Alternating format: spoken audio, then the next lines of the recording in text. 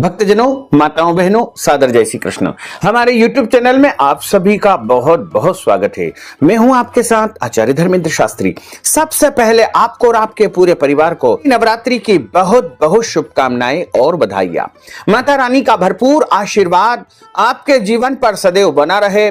आप तथा आपका पूरा परिवार स्वस्थ रहे, व्यस्त रहे, मस्त रहे, उन्नति करे, प्रगति करे, आगे बढ़े तथा जीवन के समस्त संकटों और समस्याओं का निदान आपको प्राप्त होता रहे और आप पूरे परिवार के साथ में सुखी रहें। माता रानी का सबसे बड़ा त्योहार होता है नवरात्रि और वर्ष में 4 नवरात्रि आती है, जिसमें 2 प्रकट नवरात्रि तथा 2 गुप्त नवरात्रि होती है। पहले दिन माता शैलपुत्री की कथा सुनी जाती है। इसी क्रम में दूसरे दिन माता ब्रह्मचारिणी की कथा सुनी जाती है। प्रथमं शैलपुत्री च, द्वितीयं ब्रह्मचारिणी, तृतीयं चंद्रघंटेति, कूष्मांडेति चतुर्थकं, पंचमं स्कंदमातेति, षष्ठं कात्यायनीति च, सप्तमं कालरात्रीति, महागौरीति चाष्टमं, नवमं सिद्धिदात्री च, नवदुर्गाः प्रकीर्तिताः। नवरात्रि के 9 दिनों में भगवती महाकाली, महालक्ष्मी तथा महासरस्वती के त्रिगुणात्मक स्वरूप की पूजा अर्चना की जाती है।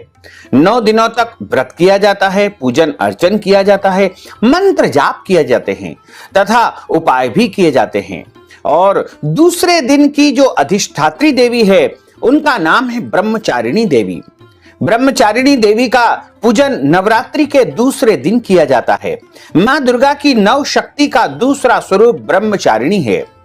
यहां ब्रह्म का अर्थ तपस्या से है। मां दुर्गा का यह स्वरूप भक्तों को, सिद्धों को अनंत फल देने वाला है। माता ब्रह्मचारिणी की उपासना से तप, त्याग, वैराग्य, सदाचार और संयम में वृद्धि होती है। ब्रह्मचारिणी का अर्थ तप की चारिणी यानी तप का आचरण करने वाली।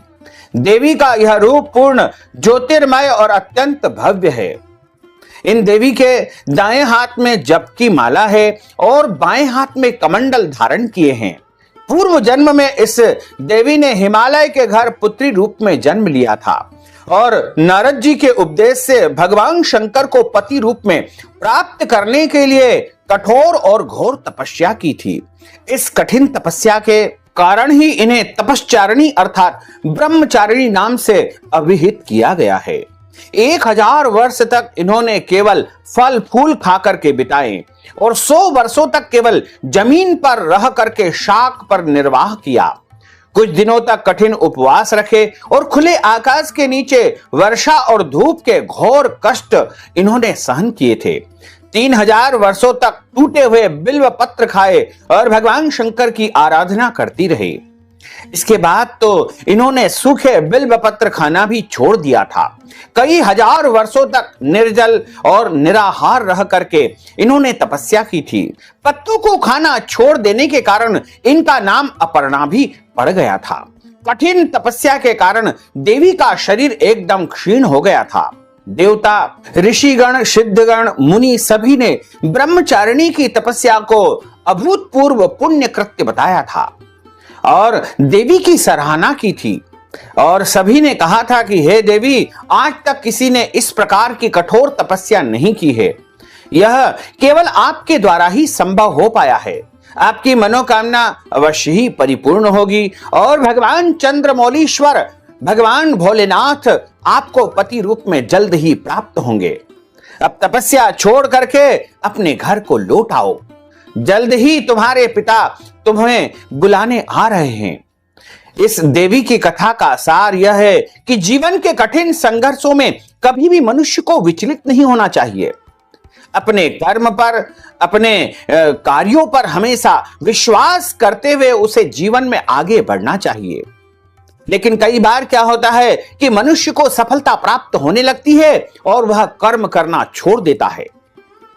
इसी कारण से उसको सफलता नहीं मिल पाती है। इसलिए कभी भी फल की अपेक्षा न करते हुए निरंतर मनुष्य को कर्म करते रहना चाहिए और कठोर से कठोर काम करते हुए जीवन में आगे बढ़ना चाहिए।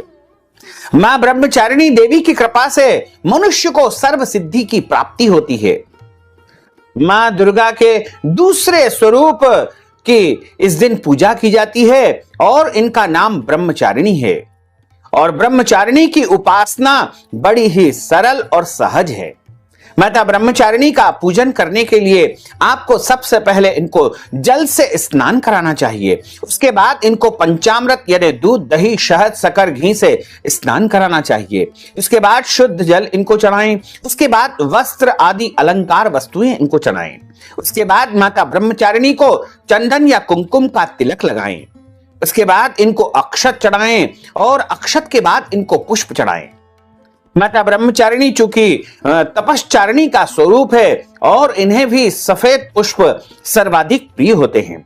इसके अलावा ब्रह्मचारिणी जी को बिल्व पत्र सबसे अधिक प्रिय होते हैं।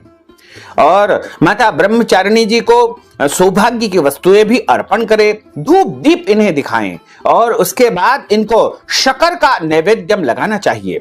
शक्कर का भोग लगा करके भक्त प्रसाद के रूप में स्वयं ग्रहण कर सकता है या फिर इस शक्कर को ब्राह्मण को भी दान कर सकते हैं। और माता ब्रह्मचारिणी का पूजन अर्चन करने के पश्चात इनके मंत्र का जाप करना चाहिए। ब्रह्मचारिणी जी का जो बीज मंत्र है वह इस प्रकार है: ओम ह्रीं श्री अंबिकाये नमः, ओम ह्रीं श्री अंबिकाये नमः, ओम ह्रीं श्री अंबिकाये नमः, ओम ह्रीं श्री अंबिकाये नमः। इस प्रकार माता ब्रह्मचारिणी जी के मंत्र का जाप करें और इनसे प्रार्थना करें कि हे जगदम्बा, हे माता रानी, हमारे पूरे परिवार में सुख, शांति, समृद्धि प्रदान करो और हमारे द्वारा जाने अनजाने में कोई अपराध हो गया हो तो उसे आप क्षमा करो। और हमने जिस भावना से आपकी पूजा की है, अर्चना की है, आपका आवाहन किया है, आपका पूजन किया है, आपकी सेवा की है, उसको आप स्वीकार करो। और हम तो कलयुग के प्राणी हैं और हम आपकी क्या सेवा कर सकते हैं। हमारे पास जो भी सामर्थ्य है, जो भी शक्ति है, जो भी ज्ञान है, उसके अनुसार हे जगदम्बा, हे माता रानी, हमने आपकी आराधना की है, आपकी सेवा की है। हमारी इस सेवा में कोई भी जाने अनजाने में त्रुटि हो गई हो तो उसे क्षमा करें। इस प्रकार भगवती ब्रह्मचारिणी से क्षमा प्रार्थना करके उनको प्रणाम करें। बोलिए ब्रह्मचारिणी माता की जय, जगदम्बे मात की जय, गजानंद गणपति भगवान की जय, भोलेश्वर भगवान की जय। धर्म की जय हो, अधर्म का नाश हो, प्राणियों में सद्भावना हो, विश्व का कल्याण हो, सनातन धर्म की जय हो, गौ माता की जय हो, नगर बस्ती की जय हो, आज के आनंद की जय हो, कल के आनंद की जय हो, परसों के आनंद की जय हो, बरसों बरसों के आनंद की जय हो। ओम नमः पार्वती पते, हर हर महादेव हर। तो भक्तजनों, माताओं, बहनों, आपने जो नवरात्रि के दूसरे दिन की ज्ञानवर्धक कथा का श्रवण किया है, यदि आप कथा श्रवण के निमित्त या फिर नवरात्रि के निमित्त दान दक्षिणा प्रदान करना चाहते हैं, फलाहार के निमित्त दान देना चाहते हैं या फिर नवरात्रि के निमित्त वस्त्र दान, अन्न दान या कोई भी दान पुण्य करना चाहते हैं, तो आप हमारे पेटीएम के माध्यम से, गूगल पे के माध्यम से, फोन पे के माध्यम से या अकाउंट नंबर के माध्यम से नगद राशि पहुंचा करके दान पुण्य प्राप्त कर सकते हैं और नवरात्रि का पूरा पूरा पुण्य लाभ प्राप्त कर सकते हैं। साथ ही आपसे अनुरोध है कि इस ज्ञानवर्धक वीडियो को अधिक से अधिक लोगों को शेयर करिएगा, लाइक करिएगा, कमेंट करिएगा और यदि अभी तक आपने सब्सक्राइब नहीं किया तो अभी और इसी समय सब्सक्राइब अवश्य कर लीजिए। आपको और आपके पूरे परिवार को सादर जय श्री कृष्ण, सादर धन्यवाद।